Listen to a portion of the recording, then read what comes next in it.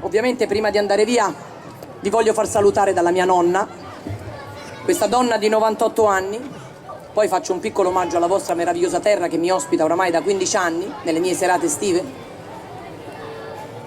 Mia nonna a 98 anni va a fare la sua visita ginecologica, ma era passato talmente tanto tempo dall'ultima volta che c'era stata che non si ricordava neanche più come si doveva mettere. Cioè dove doveva mettere le gambe, ci aveva messo le braccia sulla poltrona. Dice: signora, non sono un dentista. Dopo 3/4 d'ora mia nonna trova la posizione, finalmente il dottore infila il guante e comincia la visita. Sì. Scusi un attimo, pronto? Ciao Paolo, siete arrivati? Bella Venezia, tua moglie? Le piace. Come state? Bene? Io? Ma così e così, non è che... Dimmi tutto Paolo, sei in piazza San Marco, devi arrivare alla stazione. Senti a me, prendi la prima a destra.